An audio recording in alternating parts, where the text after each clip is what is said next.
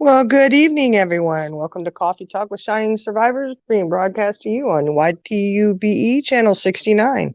Hopefully, everybody is having a great day today. Hopefully, you can hear me. Can everybody hear me?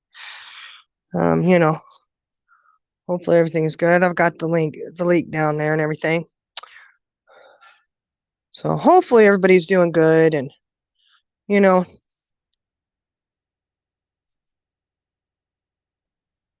tonight we're going to be talking about ways to stay safe, which are we can say, of course, after, a domestic dispute, when you're leaving a bad relationship and things may turn kind of ugly. They have turned ugly for me before. Like I had said before, um,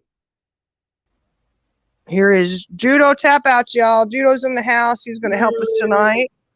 He specializes in some special things that can help us out.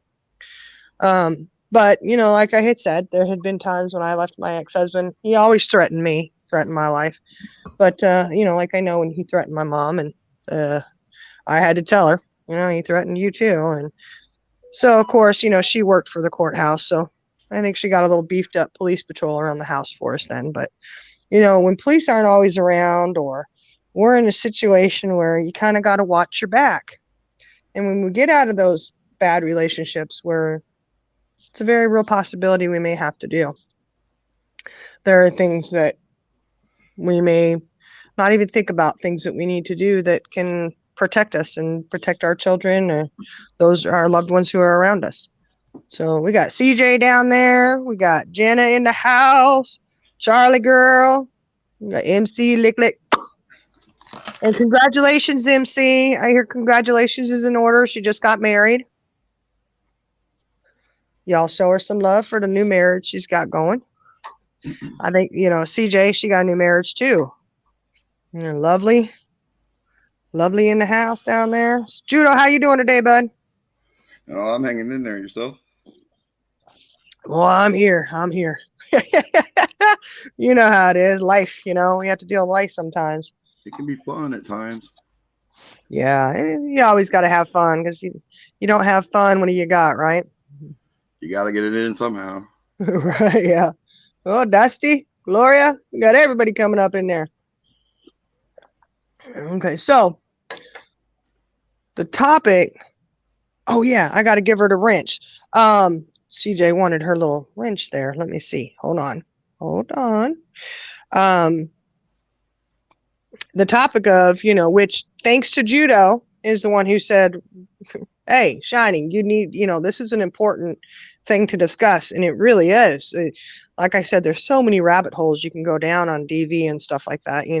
This is definitely one of them. And there are a lot of things that we can do to protect ourselves, especially at a time when perhaps we think we're so vulnerable and we are down on our luck, so to speak. Perhaps we feel the weakest. I know that's how I felt sometimes when I was going through it. But it is very empowering to know that you can take certain steps to protect yourself and your children and your loved ones, I know for me, being aware of things is very important. Number one. That's number one. Mm-hmm. Go ahead, Judo. Take it away. Well, I mean, especially if you have just left a situation where things were pretty hot, you know what I mean? Maybe you weren't hit. The situation. Am I? Where things were pretty hot, you know what I mean? No, it's me. I'm sorry. Let me turn this down. I'm trying to get CJ as a moderator. Well, like, that is not the time to relax. You know what I mean? The situation might be over, but you don't know what state of mind the other person is still in. Yes. Yeah. To me, if you're at your house, the first thing would be to get your kids in a safe place, and then if you have to, take yourself out of the house. Get them. The kids got to be protected first. Yeah. Now, like, I have a friend, And I didn't mean to scare her by yelling, but it freaked me out really bad. It was a situation like that, and she was just going to like Kmart or somewhere, you know, running in, getting something, and coming back out. Well, we were talking to her, you know, on Messenger at the time, and when she come back to the car, she just jumped right in the car and sat down. And I freaked out. I was like, hey, you know, wait a minute, you know, which freaked her out. And I didn't mean to do that, but you don't know if that person followed you. You don't know if that person's in the back seat of that car. You don't know if that person might be underneath your car. So the first thing you got to do, you have to be hyper aware of what's going on. And you need to look into the back seat. Just walk around your car before you get in. How long does that take? 3 seconds, you know what I mean? Yeah. Just to make sure, because that stuff happens every day.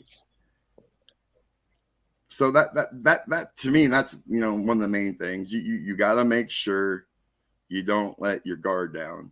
You might be out of the situation right now, but 5 minutes from now, that can change in a split of a second. Yes. Yeah. Now, and that's you can go ahead. No, I was just gonna say that's very true. In a split second, everything can change. That quick. Yeah. And you need to be ready before it happens, if that makes sense. Oh yeah, it makes sense to me. I mean, unfortunately, we do have to do things to protect ourselves. You need to have it figured out before you get away from the violence, right? What happens if he grabs me, and then how about the kids? Well, you know, you make sure the kids are taken care of. You tell them what to do. They'll go lock themselves in the bathroom, you know, whatever. Then you can deal with the situation then without having to worry about them. Mm-hmm. Because any parent knows the first thing you're going to do is freak out about your kids. Yeah. Okay, now you got some clarity. You can think a little bit. You know what I mean? Everything's still going fast, but get it out of the house. Get some noise going. You know what I mean? Raise total hell to the point where your neighbors are coming out their doors. You know what I mean? Yeah. Make everybody within the neighborhood aware of somehow what's going on. One of them will call, you know, do what they need to do. Hopefully, you know, most people do the right thing. When you're like with the car thing, or you get grabbed, all of these videos, except for like the one I shared with you and a couple others, they're all nonsense. Why are you going to try to fight back somebody twice your size that could be out of their mind on drugs or drunk and not thinking right? Why are you going to engage with that person? That makes no sense. So the first, you know, you got to get out of that situation, right? Mm-hmm. You get grabbed. You know, what do you do? Well, you got a set of keys, and I'm telling you what, I'm going the wrong way with my arm here. You put that into somebody's eyeball, and they're going to leave you alone, and then you can get away. Don't kick, don't grab back, don't. You have to inflict damage and go. Pins, just an ink pen into the eyeball, over here at the side of the neck. Anything that will and I mean instantly, they will let you go and focus on the extreme pain they're in. They're not going to worry about you no more. They're hurting. Yeah. You can go to safety now. You can, you know, back into the store, get in your car, go, you know what I mean, then call the police. But Yeah. it just makes no sense. It especially with domestic violence, it makes no sense if you're already getting hurt by this person, just stand there and just fight with them. Yeah. Well, sometimes if there's no other option, then you do need to know those tricks of the keys, the pen. And if you don't have anything in your hands, you can also use your thumb. Your thumb is very strong, and they say go for the eyes. Right. You know, and you're in a flight or fight mode. You really need to be fighting, but sometimes you do have to do a little bit of fighting in order to be able to escape it. And there are those situations where someone is caught off guard, you know, and really to keep your head on a swivel and try not to be caught off guard is a huge key, but sometimes it doesn't always work that way. No. And, you know, with me growing up, you know, as most everybody knows, I don't have any legs. So mom knew that I was going to have to take care of myself. It's going to happen. You know what I'm saying? Yeah. So mom made sure, you know, I was in karate all through as a kid, you know, Shotokan karate. I've got my black belt in that. I got my black belt in judo. But even myself, if I don't have to tussle with somebody, I'm not going to do it. I'm going to do the easiest thing for me to walk away safely. Yeah.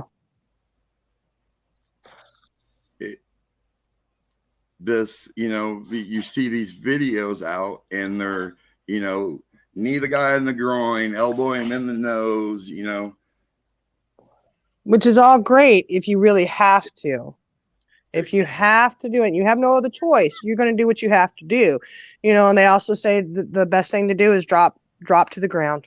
You know what? It's time to start biting and clawing. Yeah. Whatever you have to do, because he's not going. Your attacker is not going to stop until that attacker feels intense pain. Yeah. And like walking out of your house. And sad to say, but in these kind of DV situations, I know I had to have my head on a swivel at all times. My mom did. To be hyper vigilant. Yes, extremely. You know, had to check and make sure he wasn't standing out there where I could see him, and then make sure he wasn't hiding around a corner somewhere, because these were things that he would do. You know, every like these things I'm mentioning are everything that my teachers, who are well-known teachers, okay, my karate teacher and my judo teacher in the 70s fought full contact karate with Chuck Norris, Superfoot Wallace. He was in that group. These guys know what they're talking about. Yeah, good group to be in, huh? And they just wanted, and they pounded it into my head. I'm already at a disadvantage. So why am I going to make that disadvantage any worse? Yeah, exactly. So you need to inflict as much damage with whatever, like a key, a pin, a tire iron, whatever you can get your hand on, just so you can get away. Don't stay there, you know, continue to fight, you know. No, this is to save your life. So once they let go, you go. Run like the what's that expression, judo? Wind? Oh, there's another word too. Run like the Dickens. Just run. Don't know what it means, but I just know that it means run. And then, of course, call 911. Look at it this way. When I have to engage and defend myself, I get out of the wheelchair because, you know, that's the judo. That's the mixed MMA stuff. You know, I'm get a hold of an arm and I'm going to break it. I get a hold of your neck. You're going to go to sleep stuff. Yeah. That's what I was taught to me because that's what works best for me without my legs. So why am I going to engage a boxer like a boxer? Mm-hmm. You see what I'm saying? Yeah. So you have to be able to judge and react in a split second. Yeah. You have to know ahead of time, you know, what if. I ask myself what ifs all the time. Figure out what you would do in that situation. Think about it a little bit, you know what I mean? Just, that way when it does happen, this thing called, and it's literally muscle memory, takes over. And like with the martial arts, you do it for so many years, and then you do things and you don't even think about it. Like you just react, right? Yeah. You've got to be able to have some stuff figured out so you're able to react and not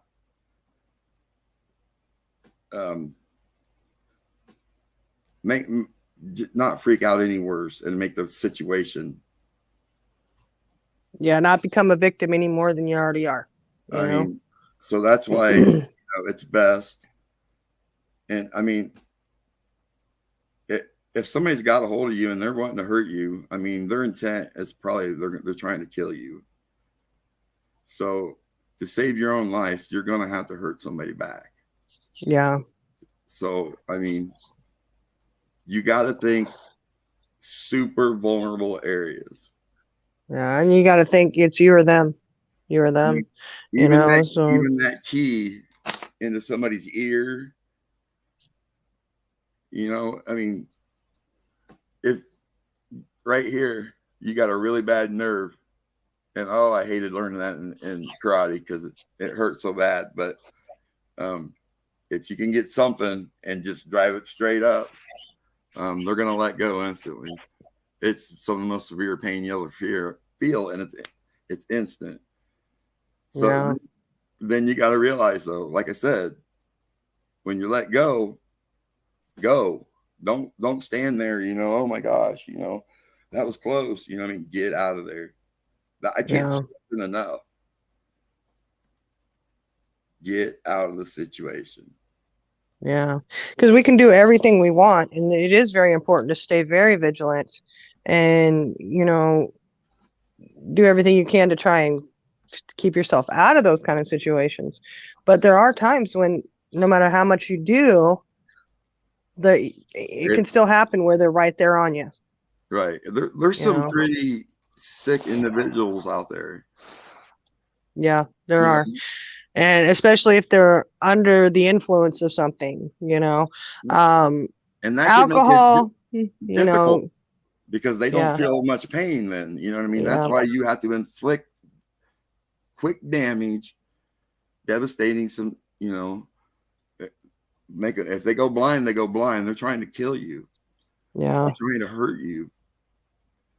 And, you know, one of the big things is use your voice. And we hear that a lot, you know, but, you know, this is a very simple scream as loud as you can. That's right. And, you know, they say continually scream 911. You know, scream something, you know, till people listen, you know, and I know there's a lot of people who walk away from a situation. They're like, I'm not going to get involved in that. You know, I mean, you see it all the time where, you know, see, I could never do that. I don't have legs. I know. And there are people to go and protect myself. I had to be ready. And I know people out there saying, oh, come on, who's going to attack a guy? Believe me, it's happened a lot. Yeah. They look for the weakest or what they think is the weakest, and that's who they go after. Yeah. And that's, you know, the other thing too is standing up, keeping your head on a swivel, look people in the eye.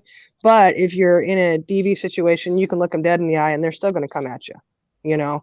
What you're talking about is like, there's a triangle, like right here when you're engaged.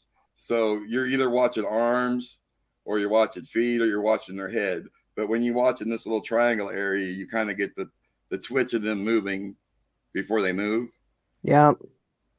And that's a big help, but that takes years to develop. Yeah.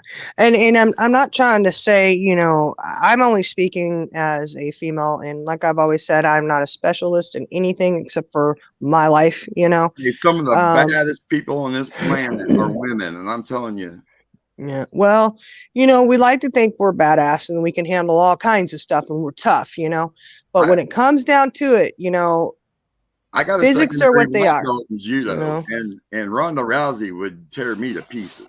right? You know what I But mean? yeah, but I mean, for like me, my ex-husband was 6'5", outweighed me. Right. He was quicker than me. So why stand there? Right. Exactly. But what I'm saying is, okay, from my aspect as a woman, generally men are just stronger. We don't like to always say it, but a lot of times men are stronger But when we're talking about your average thing on the street. but women to me are a little bit smarter. Well, we're not So, going to deny that. but what I'm saying is use that. You know what I Yeah, mean? and This is a that's what big you have weapon to. right here. It's a Yeah, huge weapon. yeah, and you have to kind of think smarter. Work smarter, not harder. They say. And sometimes, no matter how smart you are, they still get the upper hand. But really to try and keep ourselves out of those kind of situations, keep ourselves safe, and then and if we do end up in that situation where they do have their hands on you, there are tools that you can do. There are things that you can do to get out of it. Right. And it's Most of them you might have right in your pocket and not even think about it. yeah, exactly. Or right on your hands. Use your fingers. Go at their eyes. That's what they say. That's a quick and easy one. Um, It doesn't take very much pressure to just pop an eyeball out. I'm not trying yeah. to be gross. I'm speaking, but you damage somebody's eye to the point that they can't see out of it no more. It Mm-hmm. might be out of socket now. Yeah. You know what I mean? Do you think they're gonna worry about I want to hurt this woman anymore? Yeah. You can go to your home to your kids now, safe. Yeah. Call 911 as soon as you can. Right. I think that's another one. People don't always pick up the phone and call so quickly, like for whatever reasons, but it is really important to call 911, let them know what happened. And you can always look at it like this, just, when you're in an abusive relationship. And like I said, I can only speak from what I've gone through. You're gonna have to expect it sooner Yeah. or And, later.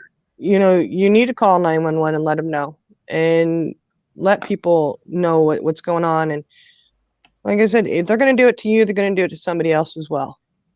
So if they have a record going, that it's on file somewhere or something, maybe somebody else that they're getting into a relationship later on may be protected from it.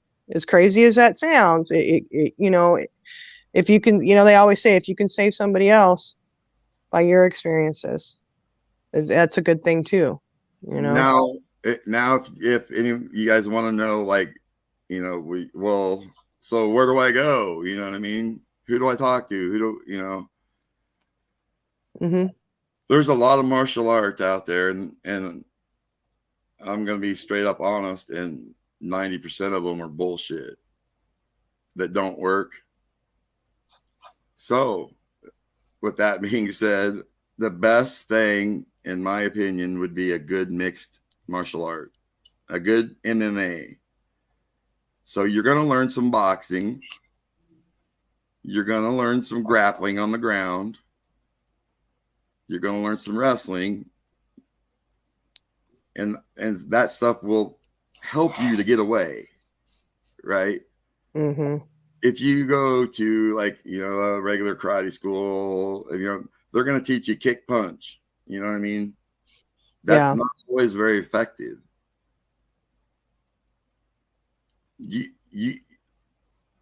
It helps.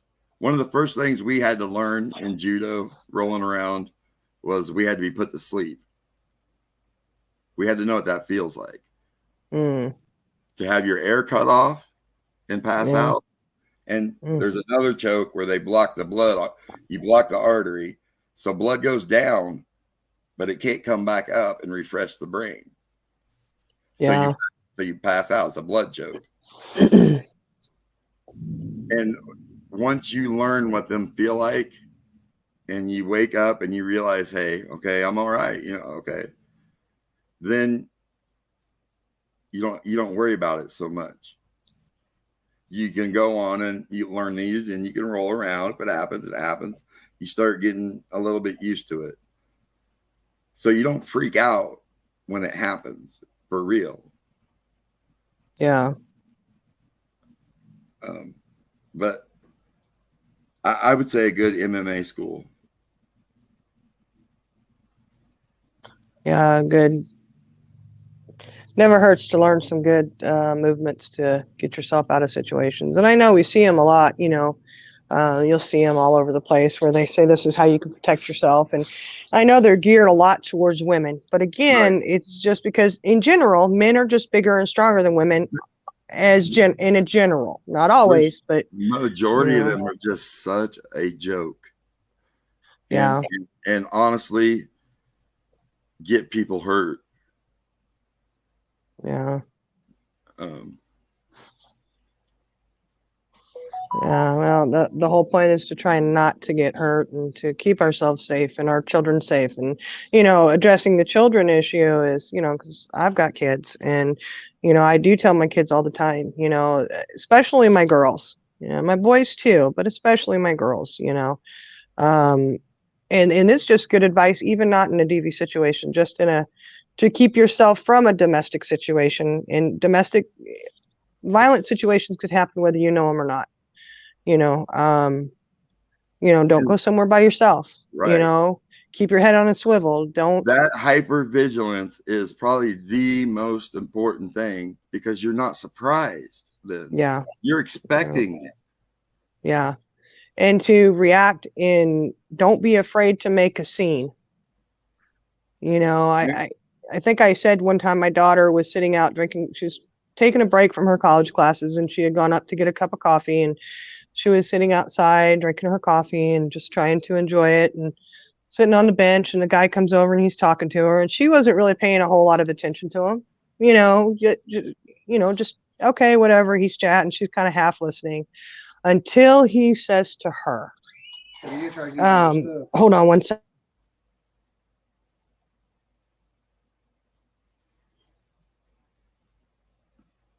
Sorry about that.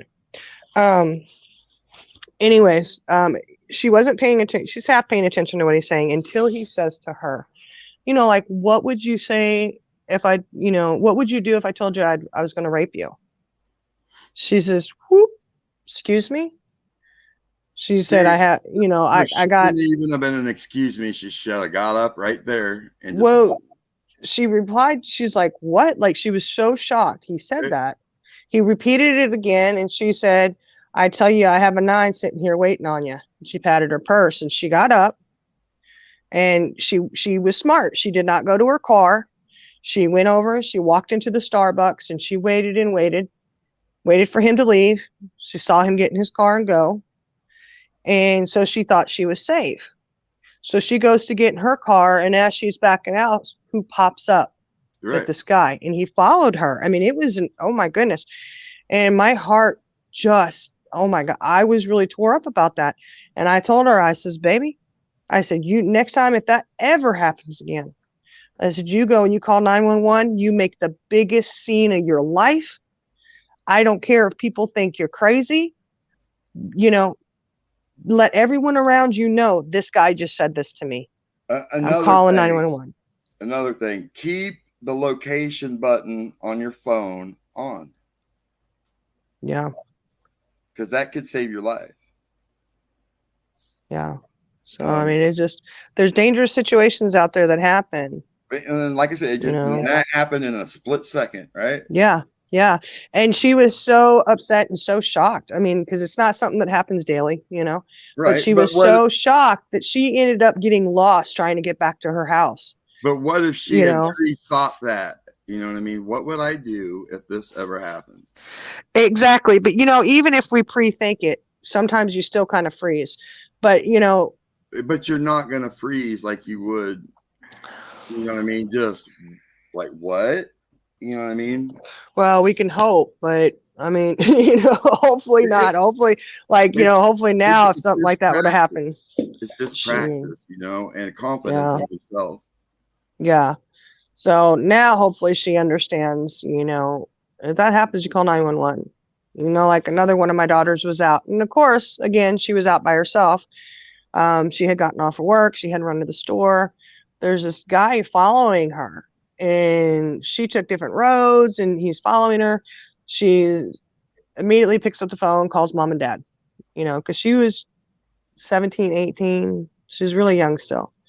And it was a few years ago. And she's like, I swear this van's following me. Everywhere I turn, he's behind me. And, my husband's like, call the police and get your butt home. So she called the police, she gets her butt home. Dad's out there waiting. And there goes the van right as she pulls up in the driveway. Led him right to the house, but Dad just standing out there ready, if you know what I mean. Right. And the, police did pull him over. And of course, the guy was like, oh, I'm just looking for scraps on the side of the road. And the police officer was like, oh, he checks out. He's okay. And I said, no, it's never okay. When you follow someone who's turning down several different streets, right, there's an issue, and so yeah, we don't deal with that. She was vigilant enough that she knew something was wrong. Yeah. So you should be proud of that, Oh, we were. And it was just like, because we've always told our kids, you have to keep your head on a swivel. And because she was alone, I think she was paying attention more. You have to today. I mean, the time we live in right now has got to be the worst time ever. Yeah. Yeah. Kids are getting killed by their parents. They're getting taken off the street. They're being trafficked. I mean, this place is a mess. Yeah. And we don't know who's good and who's bad. You don't know, I mean, maybe that guy somehow was following her down every single street she went down, which if you knew the neighborhood we lived in at the time, there was a lot of streets. It was very odd that he was following her down it didn't sit right at all, So all you can do is try to hand them the tools and, hey, this is what you do if this happens. And then it is nice to see when they actually do implement that and put it into play. Yep. Some other things you can do. We'll talk about that for a second, and then I can tell you guys a story about what happened to us when I was a kid. Any martial arts store, you can get these at. They go right on your key ring, and it's just like a little spike about that long. Yeah. About that big around. That's all you need. Because you put that into somebody's eye or the side of their neck, they're going to leave you alone. And you can get, and you ain't going to kill them either. You know what I mean? But mace. I mean, I've been maced and it sucked, but if I was mad and serious, it wouldn't have stopped me. Yeah. I'm trying to think of some of the other stuff out there. Nobody really wants to carry a big taser around with them. You know what I mean? Some women do. But it's making sure that it's accessible. And something I would, ladies, I know, I gotta go over here to get it, I think. I'll be right back. Okay. I'll continue on making sure that it's accessible and not at the bottom of your purse somewhere. It doesn't do any good to have some kind of form of protection if it's not readily available to us. I paid $8. Man, I am so backwards on the camera. I know the cameras are so difficult. Yeah. This cost me $8. Yeah. Now, you don't open it, like a knife. It's got a little thing here. Mm-hmm. Man, I feel like I'm completely like, and you just flip it. It's open. Yeah. Carry a little knife in your purse, in your pocket. You know, you never know what that can come in handy for. If you get tied up, if you couldn't get away, they tie you up. You can get, you know, cut yourself free possibly. Yeah. Now, we lived out in the middle of pretty much nowhere in a bunch of cornfields. You know what I mean? Yeah. And I was, oh gosh, I had to have been 6, 7 years. No, I bet I was 6, 5 or 6. And I don't know. I've always liked Saturday Night Live. So it was a Saturday night, you know, Dad was at work because it was harvest time. And so it was just me, my mom, and my mom's sister, Kathy, was there. And I'm sitting in the living room, just, you know, how kids sit watching TV. I was probably upside down or something in a chair. And I hear on the back door, knock, knock, knock. You know, kind of, and I didn't think nothing about it. Well, a second later, the window's right beside me, and I hear gong, gong, gong, gong, gong. And I looked, and he's like, let me in the door. Come on, man, let me in. I didn't know who this dude was. You know, it scared me. So I'm flipped out, ran in the kitchen. Mom, you know, hey, somebody's beating on the door. By that time, he's at the front door kicking it. Mom went and got the shotgun, you know, popped some shells in it, loaded it. She's crying, telling the guy, you know, you're going to get shot. You come in. My Aunt Kathy, she's on the phone. You know, we're out in the middle of nowhere, so we had to wait till the sheriff could get there. But he pounded and kicked on them doors until the cops got there, and they chased him out through our pasture. And Dad had heard what was going on because he worked just right down the road, and had gotten there, and they were able to tackle him in out by where our cows and stuff were. But that was out of nowhere. And you know who it was? It was some crazy dude that just got out of prison, and he was hitchhiking. He wanted to come in and probably rob us, you know. And yeah. So you never know. Your house, your car, riding your bike. Yeah. Well, we had an incident like that when I was little too. We lived out in the country, out in the middle of nowhere, and we could scream and our nearest neighbors wouldn't hear us. Right. And my dad worked out of town. He was all the way across. He was across the United States from where we were. And it ended up, it was late at night. My mom, we hear a bunch of, like, she's hollering. She had, where the front door was, you could look all the way through the house. It was an old farmhouse. You could stick all the way back, and then the back was the bathroom door, all the way through the house. You got the living room, the dining room, the kitchen, you know, and the bathroom door was right there. She had come out of the bathroom, and she looks, and she sees a guy with his head pressed up against the window of the door. It was one of those old glass, you know, where the door's mostly glass. That's how our front door or the back door was when he knocked. Yeah. It had like 3 squares of glass that went down it. Yeah. Well, this is one sheet of glass. And he had his face pressed up against it with his hands on either side. You know, let me in, let me in. My mom went screaming. You know, she was a mama bear, screaming with her fist, just get away, get out of here, get out of here. She's screaming. My brother and I both woke up. And my brother had gone downstairs, and she had told him to come upstairs and come in the room with me and told us to stay. Well, he didn't tell me she said to stay upstairs, you know. So, you know, we can hear her talking, and we didn't know what was going on. So we go down the stairs, and this, you know, at the stairs, at the bottom of the stairs is the front door. And I'm looking at this guy, and I thought, oh, I should let him in, because I was like 10 years old. You know? And then I was like, no, I'm not letting you in because my mom didn't let you in. So my brother and I go walking. We're like, Mom, are you okay? Because she's like, she's a mess. She's crying. She's like, well, we walk in there, and she's got the shotgun on her knee, and she is trembling and shaking, and she's on the phone with the police, and she's saying, I'm going to shoot him. I'm going to shoot him. And they're telling her, do not shoot unless he comes in the house.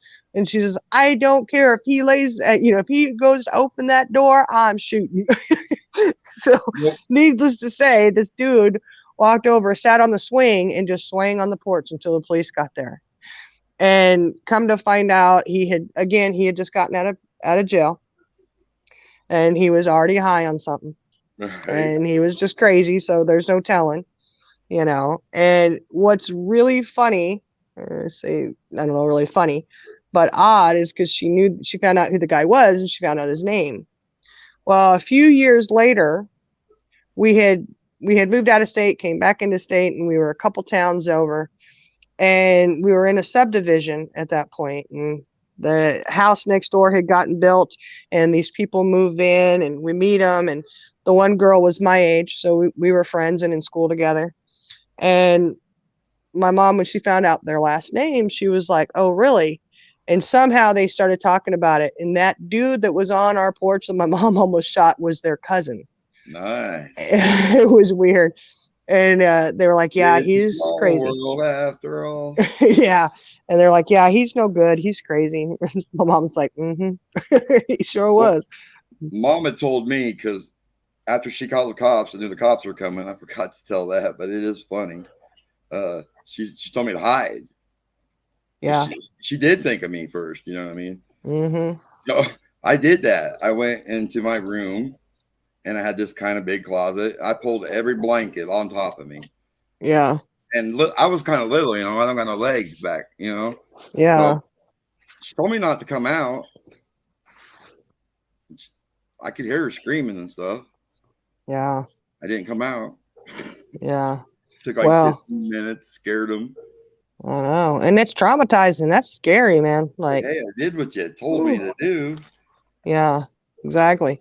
And I mean, I know I just, I still relive that moment. And even though I was 10, all these years later, I know what I'd do if somebody shows up on my front porch and won't leave. I'm getting the gun and I'm going to sit there just like my mama did on the phone. But I'm not going to have it bouncing on my knee. Like, I mean, she was holding it up. She was ready.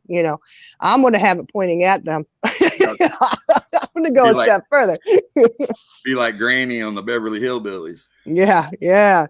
And, I don't know. I might just shoot, because here where I live, you don't have to have them in your house. You have them step on your property and you feel a threat, you have every right to shoot. Yeah. So we're lucky in that aspect where we live. So, I think that's why, sometimes we don't have too many issues. And honestly, that is probably the best thing what you ladies could do is carry a firearm. But you might have to kill somebody. I mean, could you live with yourself the rest of your life? Well, if it was a bad situation, and I tell you one thing, I knew if it was my kids, I could. Seriously, I think I could. Well, I mean, it would be hard, but I know I could when it comes to my kids. But yeah. And really, if you think about it, if they hurt you and do something to you, how well are you able to take care of your kids? So, your kids still play a role in it, even if they're not around, And that's why I say, you got to get them somewhere first. Then you can deal with the problem. What I mean? But ladies, please, because I've told my friend, and she knows who she is. Yeah, she commented earlier. Please look in the back seats, because you do not know what kind of freak might be laying on that back floorboard. Yeah. Yeah. Well, I think it's really important too, is that we always remember, and I'm speaking, Judo, I know you're not I know you're a man, you're not a woman. So, but from a woman's aspect, knowing that in general, when I go out, I know that if a man were to come up to me, chances are he's going to win. Much as I'd like to think not, the guy's bigger. I mean, I can't compete with my husband. He's stronger than I am, I have sons that are stronger than me. You put a key in his eyeball? Yeah. Well, I wouldn't do that. Do whatever you tell him to do. Yeah. But to know that we are empowered as women, okay? And men too, that we are empowered, and we do have things that we can do to protect ourselves. We do have things that we can do to try to keep ourselves out of those situations from, even stranger danger, right? Even stranger danger. It's all good for that. And then, the things that we can do to protect ourselves from those who are abusing us. We have the power in just to gain that knowledge and the information that we need and what we can do. I just mentioned a few things. There's many more things you could do if you needed to. These are just some that I thought of really fast. Yeah. And like Lovely you said, what about tasers? Yeah, we did talk about tasers. Just make sure it's not at the bottom of your purse. They're it needs to be readily available. You're not going to get a taser like a cop where it shoots out 2 wires. You're going to get a big square. I mean, you got to carry that big thing around. You got to get it out of your purse, like you were just saying. Yeah. Keeping it handy, By the time you got that out of your purse, you could have took a key that you have and stuck it in that man's eyeball and been gone. Yeah. And it just, knowing, and like the smaller things like the key or the points that they have, because they do make them for, people like those little weapons that you can put on your keychain, shape of a cat, all kinds of stuff, Just something that is gonna actually get into the eyeball. Yeah. But in making sure it's readily available. No, you're not going to stab the first person you come across, but but it's also getting in the habit of doing these things. And I think that's a really hard one, because when you're so used to not having to have your head on a swivel, or, when the imminent danger is really close to you, right? Like it's a really good, strong possibility that some may, your ex may be out to come and get you, right? So you're going to be a little bit more hypervigilant, but it's getting into those habits, and they're really, and they're really good habits to get into, even if you're not in a DV situation. Right. Just in general safety. Teach them to your young daughter, that's getting ready to get a driver's license. Lovely, I've been pepper sprayed, and it's really not that bad. If I was mad enough and hurt, or and wanting to get at somebody, it wouldn't have stopped me. It burns, but that's all. They make unless you want to get the bear mace, you get what they use for grizzly bears. That will. Yeah. I've also been told that a can of Raid does the same thing that pepper spray does. Yeah. And they are, good things to have. Just keep them, like you said, on a keychain. As long as you have your keys out. Don't be digging for your keys at your car. Have them before you come out of whatever building, whatever house, apartment, doesn't matter. Have them in your hand. Have them ready. Look in the back seat. Exactly. Walk around your car, make sure. You don't even got to walk all the way around it. Just walk down it. Look in the back. Yeah. So well, that there was a time, Judo. Let me tell you about this. I was at the mall, and this was years ago, and lived in Virginia. And I was by myself. And there was this creepy looking van parked right next to my vehicle. And I mean, so close that if my kids had been with me, they couldn't have got in on the passenger side. Right. And there was a guy sitting in it. Let me tell you how freaked out I was. All I could think is this guy's going to try to grab me before I could get in my car, because it was one of those creepy vans, like you see, people get kidnapped in all the time, Ted Bundy used a man. He would put a cast on his arm and act like he has a broken arm, and act like he couldn't get something in the van, and lure a woman into the van, like to help him load it, smack her with a cast. You never see her again. Ted Bundy was brutal. And it was all psychological with him. He thought about, things. What would I do to do this? What would it take to do this? So you got to counter that by, what am I going to do if this situation pops up? What would I do if this situation pops up? You would be surprised just thinking about it when it actually happens, how quick your brain kicks into action. Yeah.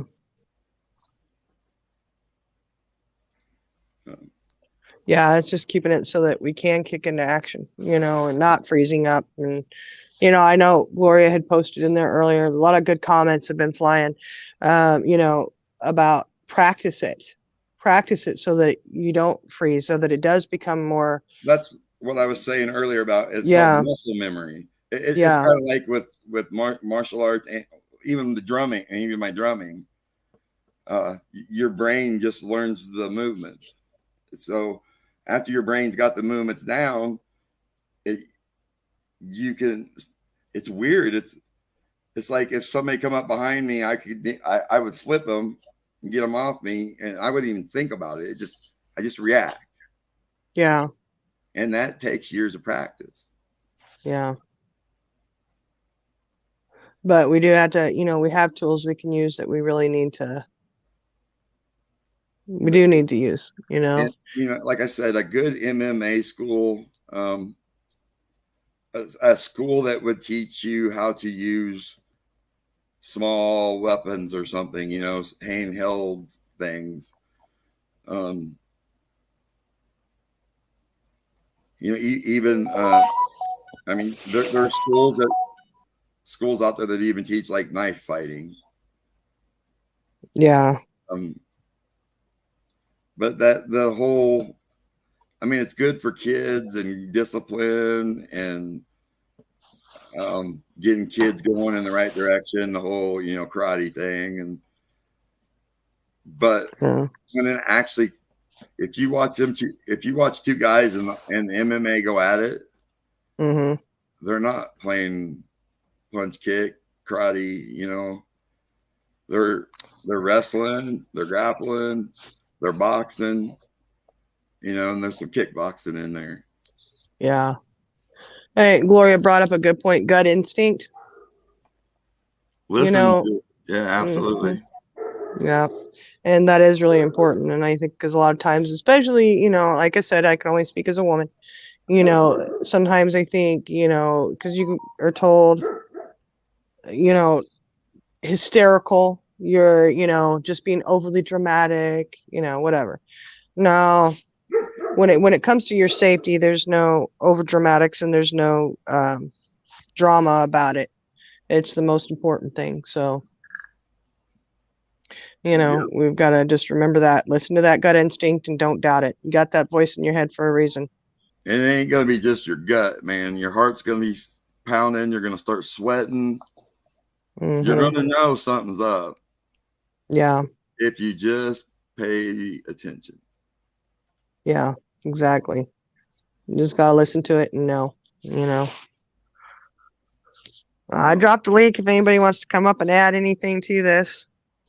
Judo's had a lot of really good points. Really good points. Well, I mean, like I've said, there's no sense in fighting with somebody twice your size. Yeah, exactly. Do what you got to do to get home. You got to do what you got to do to survive. That's exactly right. And to know it's you or them.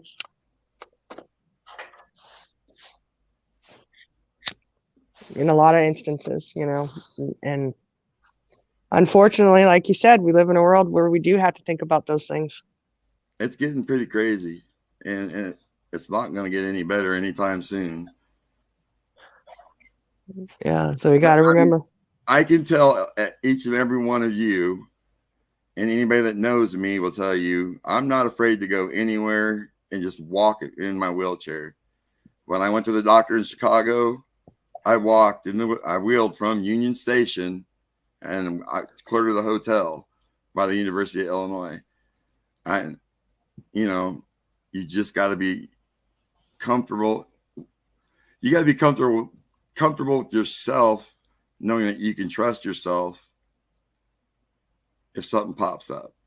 You got to know you know, what was I being hyper vigilant when I was wheeling and going? Yes.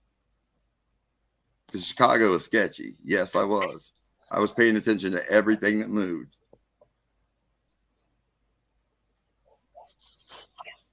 But it ain't gonna stop me.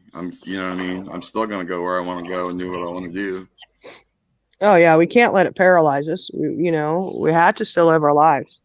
You know, and I'm just saying, if a guy in a wheelchair can do it and not be, because I do not fear any man. Yeah. I know what I can do and how I can take. You know, these men that worked with me as a kid when I was growing up, they made sure they didn't teach me, nothing. Karate Kid like you see on TV. I got taught the real deal, and it's only made me more comfortable being a disabled person in a wheelchair. Knowing you have extra tools to help you, yeah, I would. So if it is that beneficial to me, just especially in a domestic violence situation, think how beneficial it would be to you. Yeah. Yeah, but at my age, if I were to try and go in there and learn some MMA, I'd probably end up in the hospital in traction. Nah.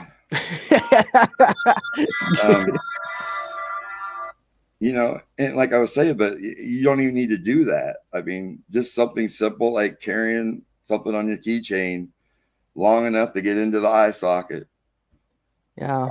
That's all you need. You need one shot, and that's a pretty big area to hit. Yeah. That's true. I mean, it's great to know that you have that ability. Simple, easy. I mean, it's simple and it's easy, and it can save your life. Yeah. The other guy's going to lose his vision, but that's his tough luck at that point. Right. There ain't no reason to feel sorry for somebody like that. and like I said, you don't even need that. I mean, like I said, an ink pen into the eyeball.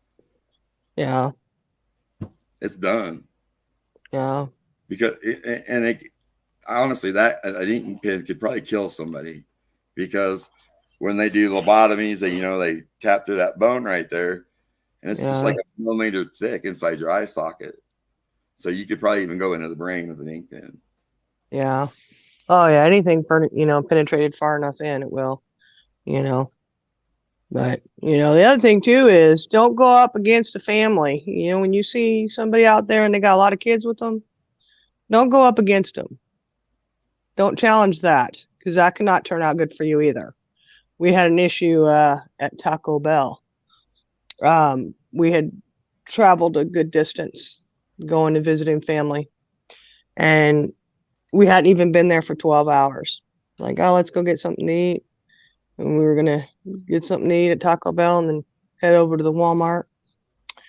And my daughter, who was Walmart, going to Walmart, and this guy thought he was going to be creepy, and we were sitting at different tables because they don't have enough tables for our big, huge gang that we had. Was his name Donnie Wells? And did he say, "Leave my spackle alone"? All right, exactly. That's almost what happened here. Okay. Hey, Gloria. And this guy kept staring at my daughter. Like I said, she was 17 at the time. And I had told my husband, because I watch everything, I tell you. I'm like white on rice. I'm white on rice, baby. And I'm sitting there watching this dude. And my brother was there. Waylon was there. My husband was there. My older kids. All my kids were there. And I was like, if that guy doesn't stop staring at her, because she had gotten up to throw something away. She got up to get a drink, and she had gotten up to get napkins or something. And he's just staring a hole at her, watching her everywhere she went. And it just made me feel, and this guy was like in his 30s. He wasn't a young kid. This wasn't a teenager checking out another teenager. He's a creep. Yeah. Yeah. And so I said, if he doesn't stop staring at her, I'm going to say something. And my husband's like, What? What are you talking about? I'd have made a scene. And oh no, Judo, hold on. It gets better. My husband says, what are you talking about? And I said, that guy over there. As soon as he turns his head and he looks, he knew exactly who it was because he was still staring at her. Right. And he watches and he says, hey, you don't, and the guy finally acknowledges him and he's like, what? And he says, if you don't stop staring at my daughter, who's 17, he says, we're going to have some words. And the guy looked like his brother who was with him, could have been friend, but they looked enough alike that I really thought they were brothers. And he's like, oh, sorry. And he taps the guy, like, cut it out, right? So the guy, he's like, I can't even see her. I don't even have my glasses on. And I look over, I said, then why do you keep staring at her if you can't even see her? You know, that doesn't make any sense. And why would you follow her everywhere she's going in the restaurant, you know? And so he ends up getting up. And next thing I know, my husband, I hear his chair back up. And he stands up. And the interesting thing about this is he had told me just a couple weeks prior to this, he goes, man, I'll be glad when such and such a time passes, because he was getting out of the military. And he said, you know, if somebody tries to pick a fight with me, because when you're in the military, you can't do it. You have to stand down all the time. And he goes, and he specifically had said this. He goes, you know, like if somebody chest bumps you, that's a sign of a fight. And, you know, my husband's not a fighter like that, but it was just odd. We had that conversation. Well, he gets up because he knew this guy, he's bringing it over to our table where we were at. And my husband was like, heck no, he's not going to bring it over here. He's trying to step away from us. And I kid you not, this dude jumps up and chest bumps my husband.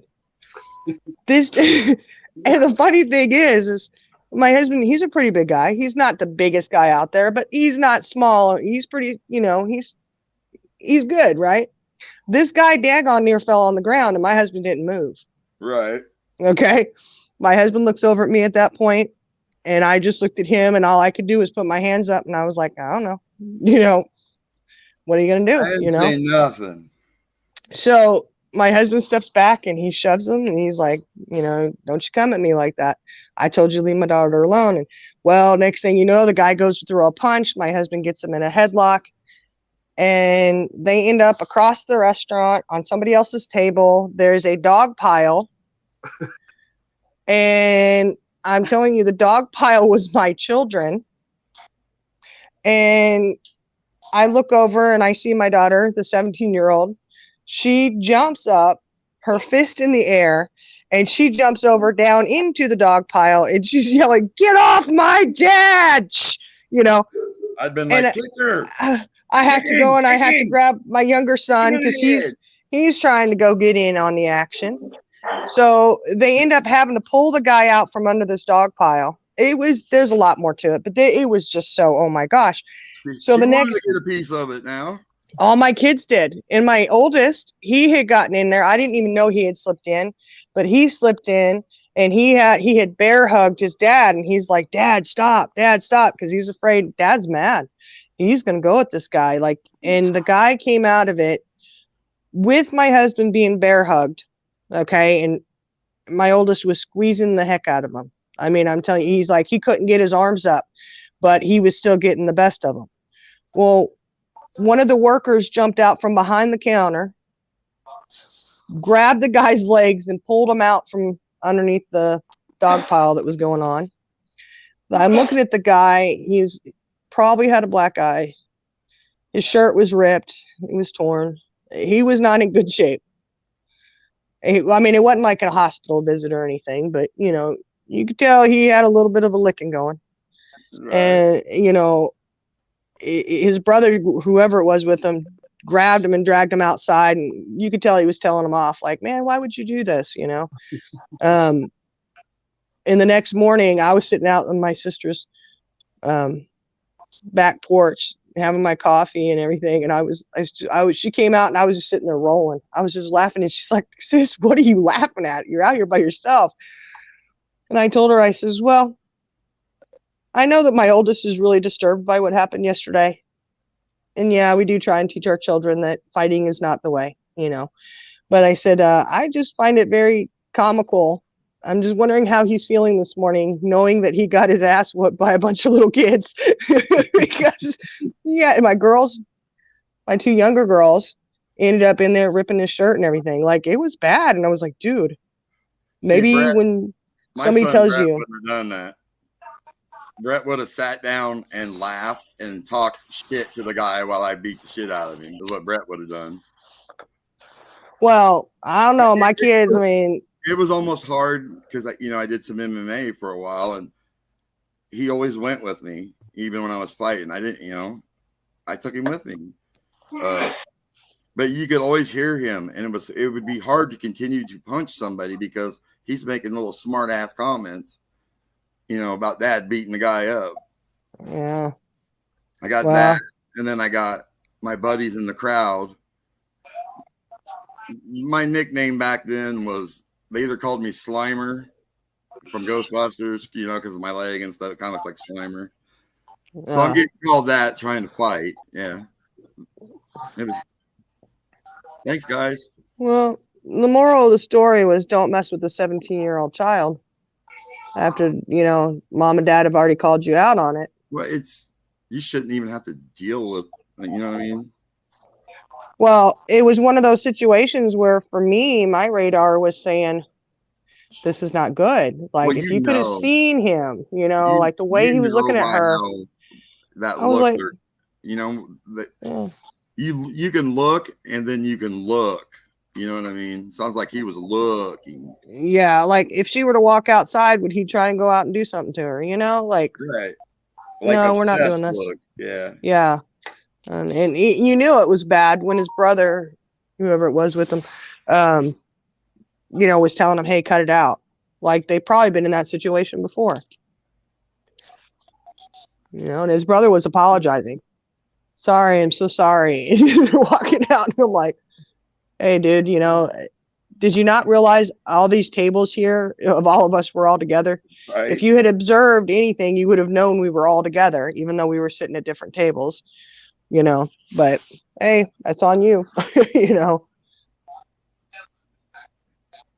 Yep. And then, and I always passed everything down to Brett. I mean, we were just close like that. So when I would go to judo or karate, Brett would always go with me. If I went fishing, Brett was always there. But it did help him because he went on to go into the Army. Yeah.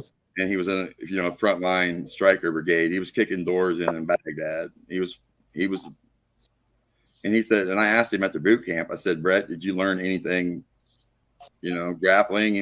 What did you learn? He's like, everything you taught me is what we did. So I know I had good teachers. So I know what I'm talking about. But right. I know where I work, we see a lot of violence in our emergency room. And we're always taught, if somebody goes to leave, step aside, let them go. And we're taught to kind of defend ourselves without hurting the patient, if you can do that. But at the end of the day, you decide whether your life or your job.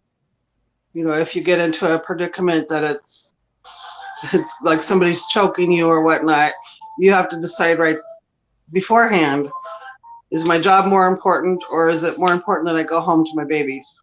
And stuff like what you just said is, that's one of the reasons when we started in judo that we would have to actually be put to sleep, because the more you feel that, the less you freak out when it really happens, if that makes sense. Right. I've been into, just a few weeks ago, I put myself in a situation that I've been trained not to do.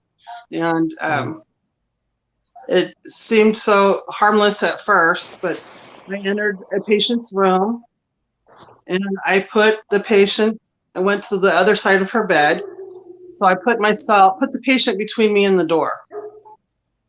Well, she was fine when I walked in to the room and tried to talk to her. And then she just abruptly went apeshit.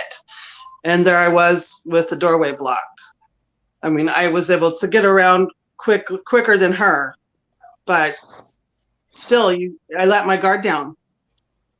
And it was, just a 30-second, oh shit. Yeah. You do have to keep your guard up and stay aware, stay hyper vigilant. It takes 1 second for that Right. situation to change. Right. And that's going to happen though. I mean, that's just, like in our makeup, that's, you do get relaxed and things do happen, but it's how do you respond as soon as you realize, oh crap, this is, a bad situation. So you did great by, making sure, let me get around to that door before, she does, right. So and then I was able to talk to my coworkers and, I brought it up.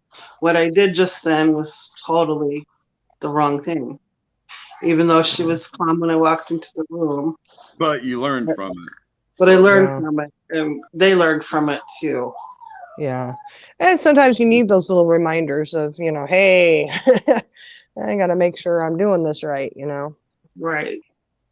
Yeah. Sometimes we need those reminders because it is kind of, it's so easy to become complacent and just be like, oh, I mean, it's just, I think it kind of goes against us because it's just not, I don't want to say it's not natural to be on guard all the time, Right. and it's not a being on guard though. It's just paying attention. Yeah. You'd be surprised, walking around and stuff, how much you just don't pay attention. Yeah. Right. I know in the workplace, even when I go out, because I work night shift, our hospitals are in a bad neighborhood. And you don't smoke on their property, you cross the street. And one thing I do is I always walk past our security. Hey, and a couple of them will say, gotcha, glow, stay where we can see you. But I'm especially hypervigilant there. Even if I've gotten off a shift and walk into my car, I generally have my bag kind of wrapped around my wrist, ready to swing. I have my keys poking out, and that part has just become natural because of the neighborhood. Yeah, which is good because, you may never have to use that purse or those keys. But the time that you don't have it in your hand, you're not prepared is when you're going to need it, That's pretty well. Yeah. Yeah, I stay pretty. I used to walk from our bus plaza up to the job, and the last couple of years, now I don't take the bus, but probably the last year that I was riding the bus, I quit doing that. Did the wheels on it go round and round? Right. Yeah. But I would wait the 20 minutes for the bus that came up right by the hospital instead of walking, just because the neighborhood's declined. Yeah. Which is, we all end up in a situation like that, like you do end up going around and you're maybe not, and you know what? It can be in the nicest of neighborhoods. I know where that situation happened with both of my daughters, actually. They weren't in the middle of, a very low income, bad neighborhood or anything like that. That was high end. Mental illness, drug addiction, it's in all neighborhoods. Exactly. And predators are in all neighborhoods. I mean, the situation with my oldest daughter where she was sitting there and just trying to enjoy her coffee was in a very upper class, neighborhood where, I mean, these houses are not cheap, the area is nice, and it just can happen anywhere. I've lived in some bad neighborhoods here, and actually I feel safer there because I'm thinking my people here in the hood gonna be robbing the rich people. Right. They're gonna be stocking out the nicer houses. You can leave mine alone. You're not gonna rob from the poor. Come on. Yeah. He doesn't got nothing. Yeah. Well, guys, I hate to run, but I got some company coming here in a few minutes. So okay, go and enjoy your company. But I bet if you asked the guy that does them videos that I showed you. I bet he'd even come on and talk a little bit, and he really does know what he's talking about. Yeah. That'd be cool. Yeah, I've enjoyed listening to you, though, Judo. Well, my pleasure. I just, especially after seeing my friend do that the other night. Yeah, it kind of triggered a little response there, and it triggered a big response because it freaked me out, and I didn't mean to like yell at her, hey, because it scared her. But I was like, you just went through what you went through, and he could have been right there. Yeah. Yeah, I think us women a lot of times need that brotherly advice, that just a reminder. Sometimes you get scared with it, like you startled her, It's nice to have a reminder, or some people may not even be aware of those kind of things, Right. like that's the thing to do, and it's okay. Sometimes you need to have that shake up and go, what? It's like, yeah, I know what you didn't do. I saw what you didn't do. Yeah. But we just live in such a crazy place right now, in a crazy time, and that's for sure. It's gonna just get worse. So, in the long run, you're better off just at least thinking about what you would do. Yeah. Think about it, maybe, rehearse it if you can, or, thinking about it enough, can probably help too, just play it in your mind. Yeah, because in that way because unconsciously your brain's going to remember that. Yeah. When it does happen, your brain's going to engage quicker. It's not going to have to go, what's going on? Mm-hmm. Yeah. Right. And it is good. It's good for everyone. Like I said, I know I just do it from like a female aspect, but, I do tell my boys, make sure you're, aware of what's going on. There's horrible things that happen to people every day, and it's men and women. No one is, excluded from it. My boys know when they're out doing stuff, and I'm lucky because my older boys who are out there on their own are pretty big guys. So that. But you can't stand up against a gang of people coming at you. No, that's why it's best just to get the hell out of there. Yep. So, all right. Well, okay. I'll turn it over to the ladies here. Thank you so much, Judo. Love you, man. Love you. Anytime. Love you guys too. Okay. Now I gotta remember how to. Okay, I got it. All right. Go and enjoy the night. Judo's so awesome, isn't he? I just love him. Yeah, and that was some really good advice and little insight into what to do. Yeah. I noticed he didn't say break out in hysteria and just become hysterical. Sometimes that works, though. Yeah. Sometimes it might be all right to, well, like I said, start screaming. Use your voice. And that's a huge one. Use it. Scream as loud as you can. I was walking home, walking to the plaza from work one morning, and had my purse, wrapped around my arm as usual. And a guy started walking toward me, and I tend to go ghetto in that situation. Which a bitch would, I'm sure he really wasn't up to anything, but he did kind of cross walking around me. Well, he found out real quick, even if he ever thought about being up to something with you, he shouldn't. I'm leaving work and in no mood. Exactly. And that's, hey, you don't know. Maybe he was planning on doing something and you just stopped him. Yeah, and I think how you carry yourself has a lot to do with it, too. If you're walking down the street, shrunken and small looking, you're going to attract, you're looking vulnerable. So walk with the sure step and head on the swivel. Yeah, that, I know we were talking about that the other day, the eye contact, and they say that's a really good one because someone who's looking to hurt you that you don't know, the stranger danger stuff. They do look for the ones who are holding their head down, and they specialize in that. That's who they're going to target. They're not going to target the one who's standing up straight up and looking them right in the eye and going, I see you. I know you're there. Right. They say percentages, of something happening to someone walking like that are a lot less than those who are afraid to look someone in the eye. Yeah.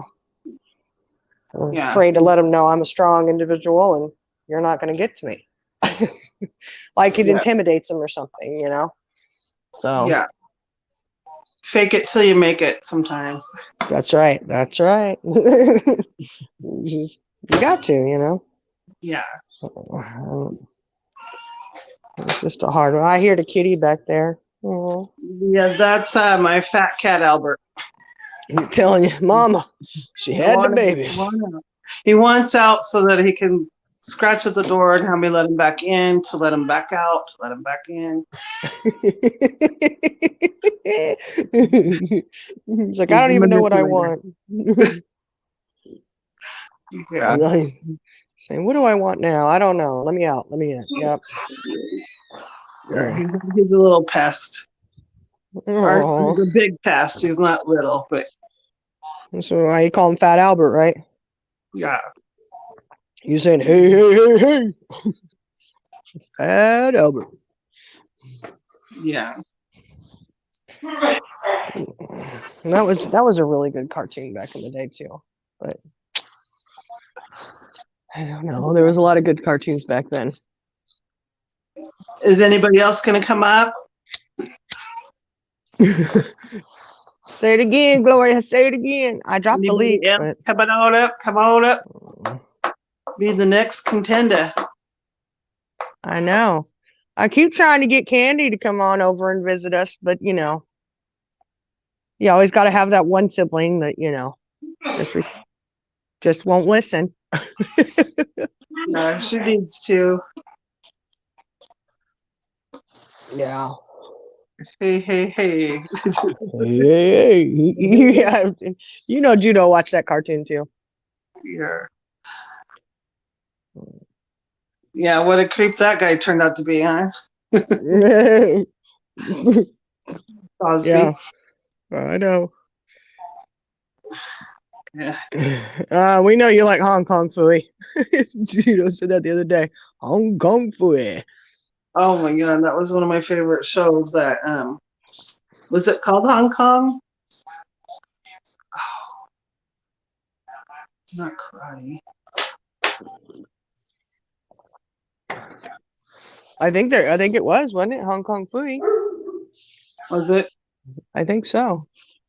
Oh, my dogs are out there barking. I'm sure y'all can hear them. Big old woo woo woo. Yeah, I can hear them. That would be really funny if it was a little itty bitty chihuahua. Look who's coming up in the house. Ta-da! Hey, how you doing? Jenny. I'm trying to do something, I'm sorry. I've been listening to everything. Multitasking.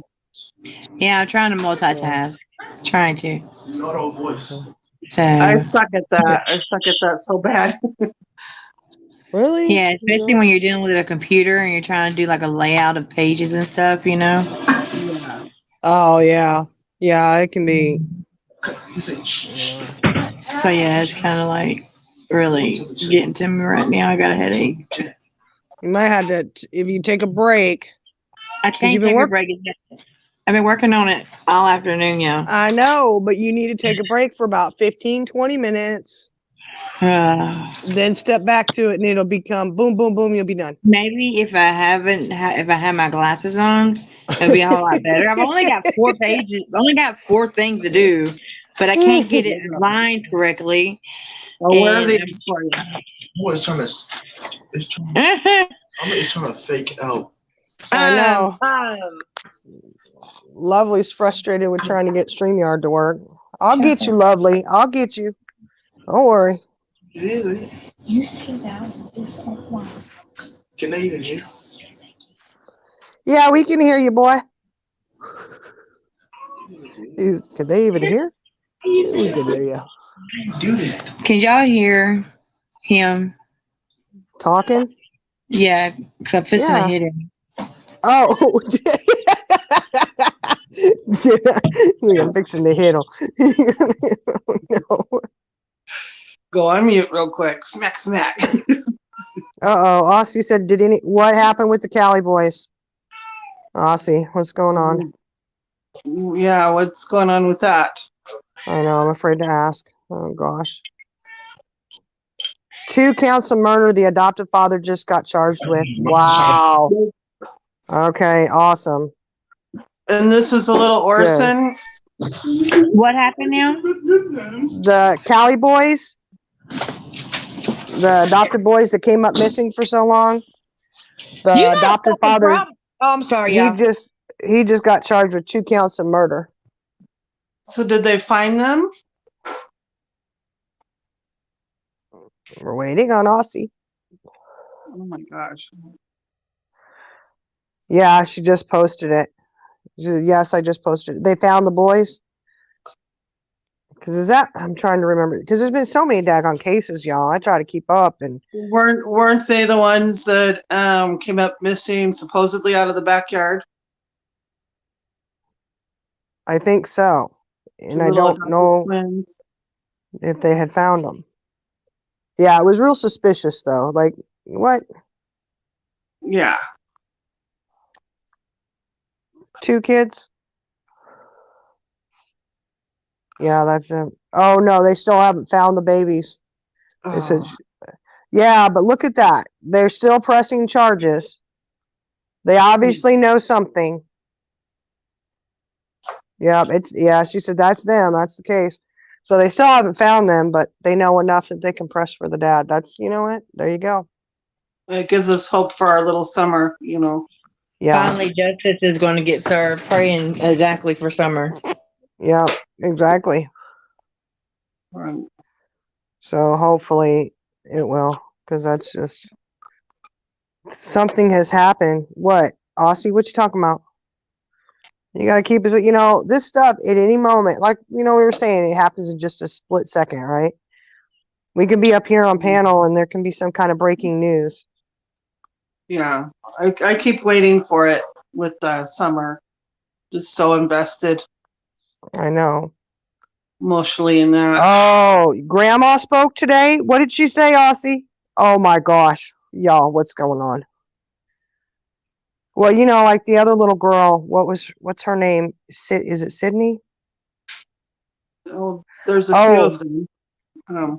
The grandmother of the boys spoke, and something happened to charge. The grandma finally came clean, huh?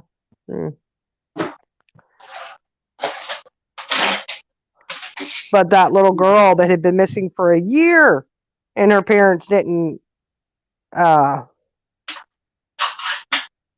they didn't notify anyone that she was missing for a year.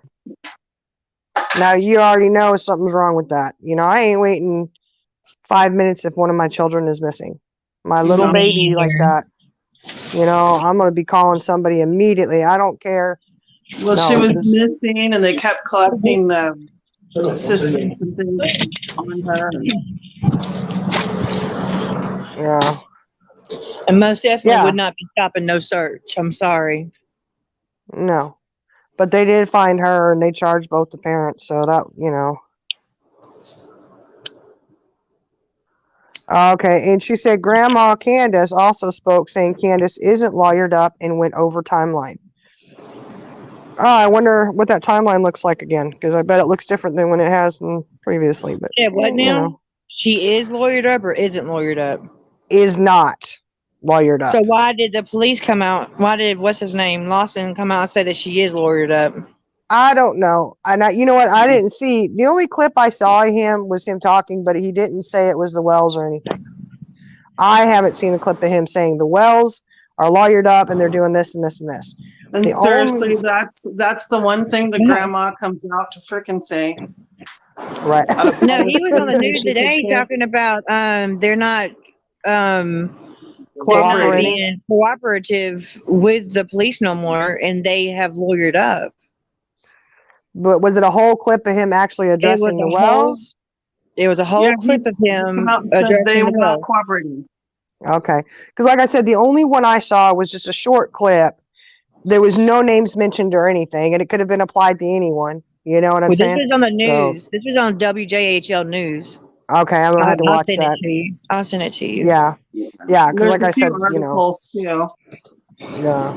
Because you know the way everybody does things. If I see a little clip and I don't see the rest of it, I'm suspicious. You know, there's so much bull crap going on, which is another thing that's so frustrating about the case. Is it's like, you know, can we get some facts going here? Can we get some truth? And I guess when you don't have the truth from the beginning, you're not. I mean, come on, you know.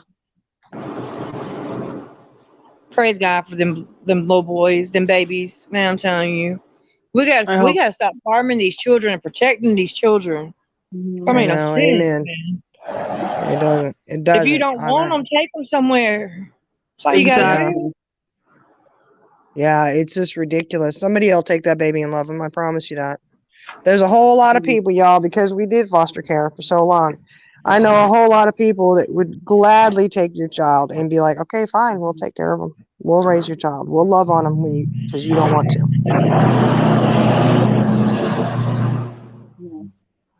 Well, I hope these baby boys see justice. I hope. I do Yeah. too. Yeah. Well, the fact that they have arrested the dad and charged him, I think that's a positive step in the direction of getting justice for them. I think it's very sad because if the grandmother spoke up and said something, then they know that they need to charge him with murder. Right. You know, and that's just, oh my gosh. Oh my gosh. And that's horrible because they adopted these kids. What the heck, man? Are you serious? Right. Like, oh my gosh, you know, I mean, y'all, we adopted kids. You know what? I wouldn't kill one of them. They can test me, you know, and they can get on my last nerve. And I didn't even have one to begin with, you know, but you love them. And that's, you know, frustration as a parent, not being able to help your child or, you know, having a moment where you think, you know, what am I doing wrong with this one? You know, what else do I need to do to protect them and to raise them right, you know, to get them through this, get them over this. Not, I'm going to kill this child and be away with, you know, Right. no, man. That's just not cool. Oh, it just breaks Children my are heart. innocent. Children are innocent. They are. They are. And it just, And they're a gift. They are a gift. They're not something to be they're not a something. They're someone to be taken care of, not hurt. yeah, Yeah. not tossed away like they're nothing. I mean, just, oh my gosh. Let's,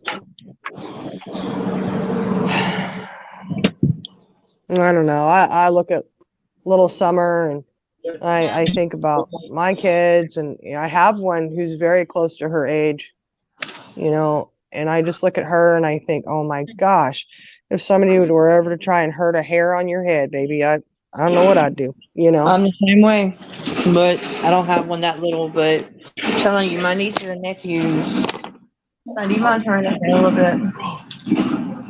Well, even not even the little ones like that, the older ones too. I mean, When it you know, comes to Jenna, your you know, babies, I look at all of them and I'm like, that's your baby. And, you know, I look at my boys, I look at my girls, and I'm just like, oh my gosh, you know, Yeah.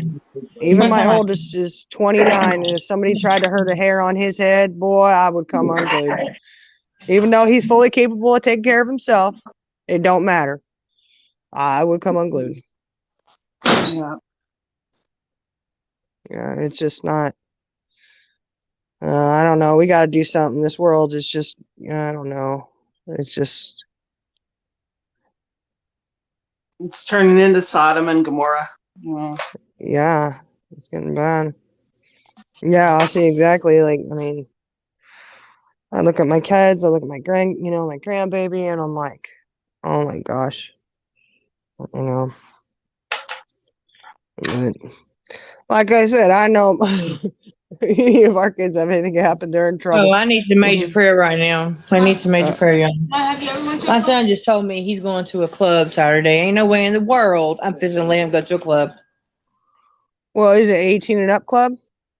Yeah, it's an 18 and up club, but still,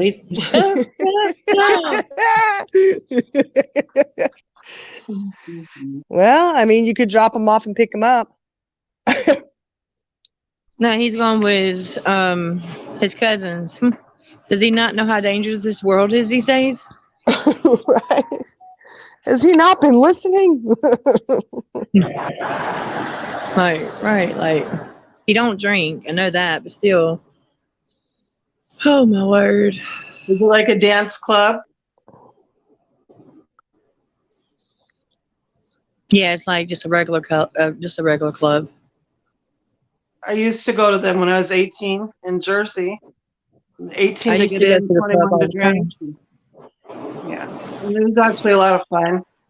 Yeah, back in the day it was fun. Now there's all kinds of shootouts at clubs. There was then too, admittedly, but Yeah, you know. Oh, I I was got a headache. 2,500 miles away from my mom, so Oh my word, I got a headache. That was when you could have fun, Gloria. I used to stay in the clubs, believe me. Yeah, But it fun was back in the fun back day. in the day. Yeah, you could have fun back then, especially if your mama was gonna walk up and catch you. Even though you're over 18, you still don't want your mama to walk up and catch you. Look, I always told them I'll go with them to the clubs. I Oh, told them I'll go with them to the club just to yeah, be their bodyguard. I was gonna say, what you gonna wear, Mama? I don't know. I can't wear what I used to wear to clubs. Oh, you can. They wear all kinds of stuff out there. Be over there in the corner. Mm-hmm. My body ain't what it used to be. She'll be seeing Caleb Scott. Caleb should be like, Caleb Scott. I'm in the corner watching you kiss her. Oh man, he could have went all night without telling me that. Right. Well, at least he was giving you a heads up. Yeah, giving me a heads up. I didn't want to know that. I mean, really, like you're not going. He's not going. He's allowing you time to mentally prepare. Yeah. Well, Okay. my mom used to have me call her every time I left one place to go to another. Yeah. Yeah. I didn't have that. Even when I was 2,500 miles away. So if something Yeah, happens and to you in The between three places, Ds. I'm sure you did, right? did I call her like that? Yeah. You Not called her every always. time. I call her on Fridays and update her. You know. Like, hey, Mom. Sometimes I did though. Mom, I'm leaving this bar. I'm going to the one up the street. Oh my God. There's some things maybe you shouldn't go and tell your mama. Or I can hear it now. Oh my gosh. You better get your butt home right now, young lady. Yeah. You just shit in your own shoe.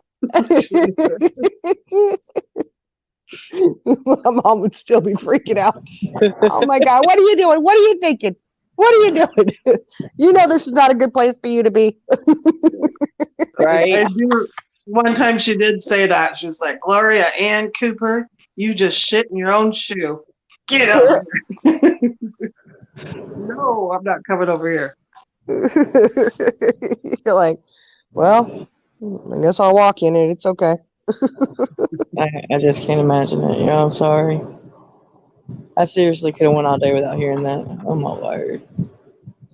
Well, I mean, he's gonna go through that. I mean, it's a rite of passage, so to speak, I guess. I mean, I'm not gonna say people who go to clubs are horrible people or anything. I'm not worried about him drinking. He don't drink. I ain't worried about, but he don't even like cigarette smoke. And he gonna be up in the club coughing, and then he's gonna be outside. I ain't going back up in there. They're smoking. Like really. And especially if they go downtown, there's no way in the world. Are they allowed to drink or smoke in the buildings down there? Yeah, they're allowed to smoke in the clubs. Yeah. We can't smoke anywhere in Washington here. Yeah. Yeah, there's a lot of smoke down here. I'm fixing to ask him. Hold on a second. So, son, so you know they smoke in the clubs, right? So you don't even like cigarette smoke. We all going for it. That's what I want. Just to hang out. Aussie said, just doxed yourself, Gloriana. You did. It's a big state. Well, it's no longer your name either. You got a different last name now. So you want me to tell him? No, I'm just kidding. It'll be changing. Your nightclubs are different to ours then. How are your nightclubs, Aussie? Our nightclubs here are they're jamming, man. Well, I don't even know if they say that anymore. Like music be playing loud and you're drinking and smoking and you walk in the restroom, you see two women kissing and doing all kinds of things up there I mean, yeah, not that I know from personal experience, y'all. Yeah, you're in your sheltered life. That's the devil working. You should be in a nightclub. Because I wouldn't do that. No, actually, my favorite places are the hole in the wall places. The smaller places that are like, VFWs, things like that. That's where I'm most comfortable. We got some pretty fancy nightclubs out here and close to where I live. And, yeah, I don't care for them too much, It's just that hers are filled with jerks. Yeah, we got a lot of the jerks here too. I'm not gonna lie. They're everywhere, Oh yeah, I picked my first husband up there. Well, Aussie, we used to always have this saying, meet him at the club, lose him to the club. Meet him at the bar, lose him at the bar.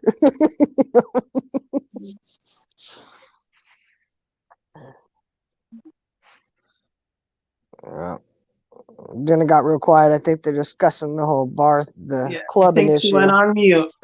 Yeah, it's like, Went on mute for a minute. The whole club.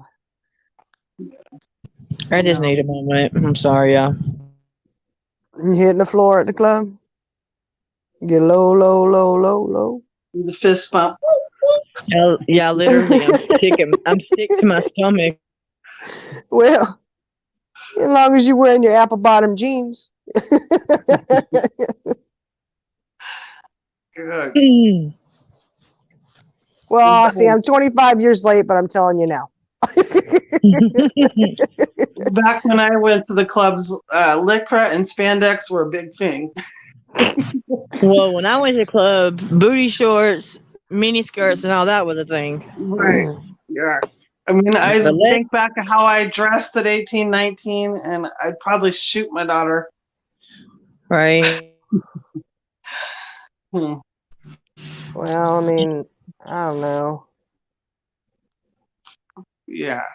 Now, of course, I couldn't pull it off, but we can try. Women can go in the club, dress how they want to now, but men have to make sure that their pants are up. They have collared shirts on. So it's a good thing, but still, there's shootings at clubs. Yeah. Like, and he's like, I'm going, I don't know. He just got this macho thing going on right now that I'm about to. Whew. Yeah. Well, they go through that, It's a hard one, but they do. Guys think that they're big and tough and big and bad, Yeah. They may be big and tough and big and bad, but you can't beat a bullet. I had to tell my 13-year-old today, there's always going to be somebody bigger than you. Right. And it's true, Yeah. Yeah, and that bullet, unless you got something to stop it. I mean, I guess we should start getting it's a pretty good idea. I guess we should get bulletproof vests and helmets and stuff, You have them all geared up. And no, if you're going to go out, you have to wear this.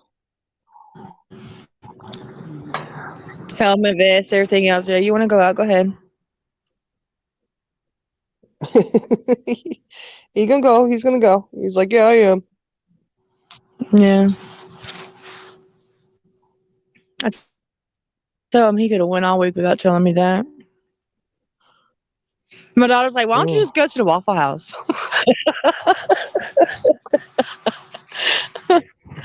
That's where all the drunks are. All the drunks end up there afterwards. Yeah, that's where I used to go. Waffle House, Denny's, IHOP. Take your pick. 24-hour place. Wearing lingerie. Oh, God. See-through lingerie at that. Oh, my word. I don't know. I would have been told, have a little self-respect. Shoot, in the club, you didn't have that self-respect. You just went in there and just like, ugh. You're like, oh, yeah. Oh, yeah. Right? I don't know. Well, I'll be honest with you. I don't even wear see-through lingerie in the bedroom, so wear that crap in the street. I have no need for lingerie, so I'm good. Like, I just couldn't see myself doing that. Although, you know what? I mean, bridging out, doing new things, maybe I should give it a try. I'm sure there's people just dying to see me in some see-through lingerie out there. Like, oh God, please. I'd have all kinds of clothes thrown at me. It's been a couple of years ago, but I was driving down one of our busy streets here, and there was a lady just walking along, like she was just top shit, no pants, just the top. Oh wow! Not a long top either. Yeah. Is that a new look going? Or? Like, You don't have to worry about the drawers drooping.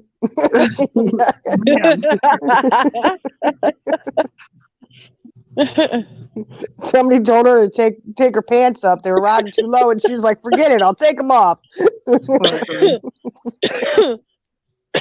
I'm sorry, y'all. Hold on a second. That would be, oh my goodness. Yeah, I could imagine myself running around like that. And be like, what's wrong with your knees? Like, nothing wrong with my knees. Those are my boobs.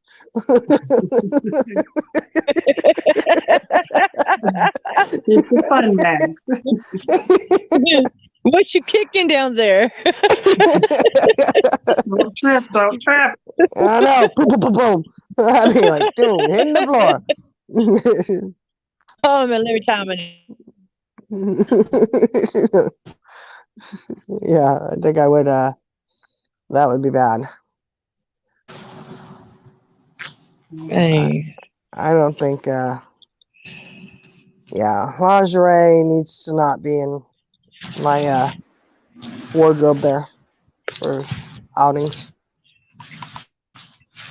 No, especially not for outings. No. Thanks, Jenna. Thanks a lot. No, I'm talking about for me. I ain't talking about for you. It's all right. I just, I'll skip that journey in life. I won't do that. Come on, boy. I could imagine how uncomfortable I'd be. I mean, I can't even go in the store without wearing a bra, without covering everything up, being so self-conscious, or making sure I have a really baggy shirt on. So let alone wearing see-through lingerie. Yeah, I just I'd probably walk around with the Sunday paper in front of me or something, Well, I've told my sister this story, but one time my ex and I got into this huge fight, and I grabbed his keys, no license, got into his truck and peeled out and drove straight to Walmart. That's what you do. And I got out of the truck and I was heading into Walmart, and I stopped in the middle of the parking lot and just took intake, So my hair is pulled up in like the tight fighting bun, floral tank top, no bra, a pair of like sweatpants that were kind of high water with the Tweety bird on them with the words "hot chick" across the ass. My flip flops, and I was like, just very quickly hopped back in the truck. It was like, oh no, if I go into Walmart, I'm going to be one of those Walmart people. You're like, second thought, Let me just sit in the truck for a minute. Drive somewhere else. I'm not dressed up enough for Walmart. Let's try Kmart today.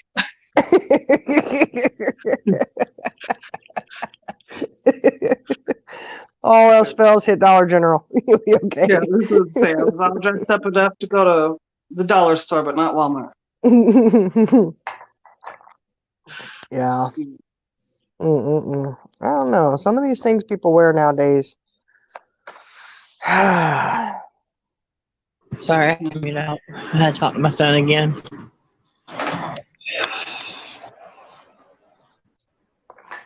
I mean, I know Jenna has certain lingerie that she likes to wear. Well, I used to wear lingerie a long time ago, but don't wear it no more. Oh, I thought you was wearing it the other day when you went to the store. No, I wasn't. I could have sworn you said I got to get dressed up. I'm going to Walmart. No, yeah, I won't get it. It's one you said I'm wearing the red one today. Really? Don't wear red, y'all.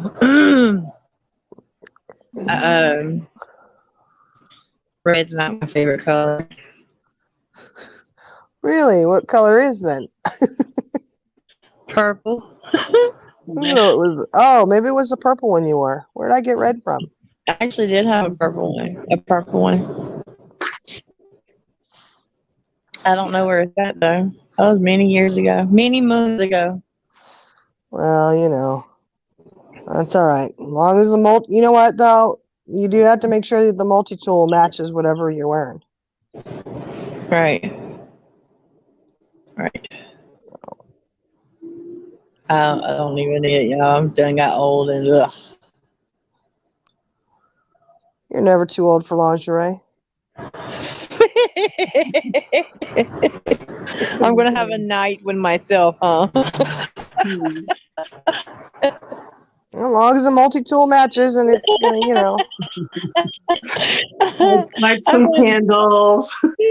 Yeah, I'm gonna have a night with Soft myself. music.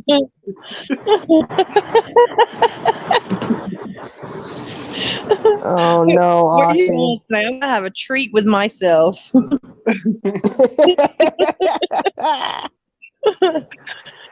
You could probably, you know, schedule an appointment with MC.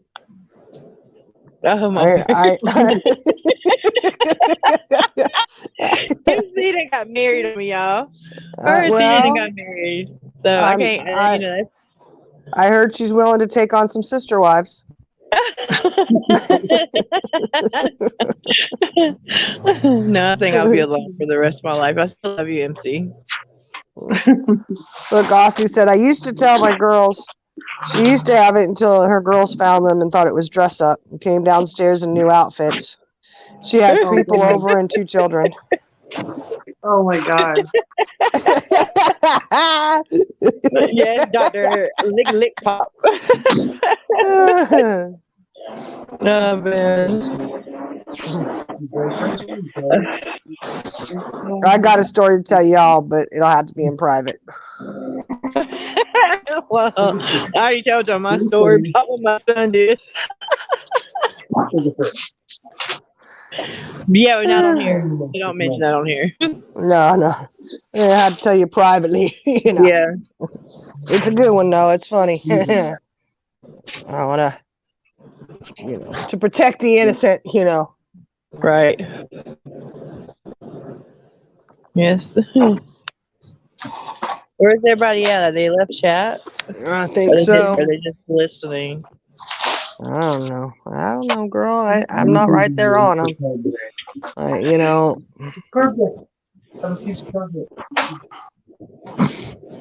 Well, I'm gonna get off of here. Yeah, I think we're gonna end it for the son's night. coming home today, so. All righty. I'm gonna tell him I love him. I will. So I'll see you all later. Love you. Love you too. Love you, sis. Love you.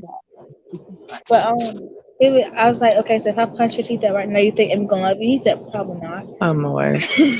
Punch your teeth out. Oh my goodness, girl. Yeah. All right. Yeah, we're going on 2 hours. I think that's long enough for tonight. Well, I enjoyed your live. Make sure y'all all hit the like, subscribe button, and share. Oh, thank you, Jenna. Yeah. And thanks for coming up and chatting with us for a little bit. Yeah, I was going to come up earlier, but I was trying to get something worked out on my computer. I was trying to get the doc together. I couldn't get the document together. And I was like, oh my word, I'm about to throw my computer.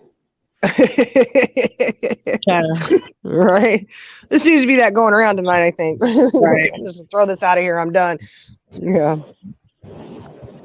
All right. Well, we had a good night, good discussion. I thank Judo Tap Out for coming up. It was awesome, awesome, Yeah, awesome. it was. Thank you, Judo, because you really scared the mess out of me the other night. But you taught me a valuable lesson. That's right. That's right. And those lessons we just got to hold on to and apply in daily life sometimes. And yes, but hopefully we got some good tips and tricks, Yeah, right.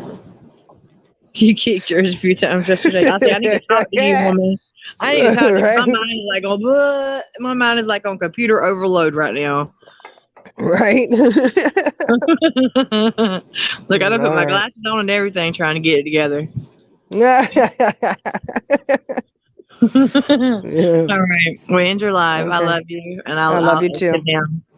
All right. Love you. Love y'all. All righty. All right, guys. Thank you so much for coming in and chatting with us. And hopefully maybe this will be a little reminder for us to just stay vigilant and keep our head on a swivel and to know that we have the power to do that. It's a wonderful thing. So love you guys. Have a great night. Today is Tuesday. Yes, it's Tuesday for me. I hope you guys have a great rest of the week, and we'll talk to you guys later. Thank you guys all for coming and supporting. Love you guys. Bye.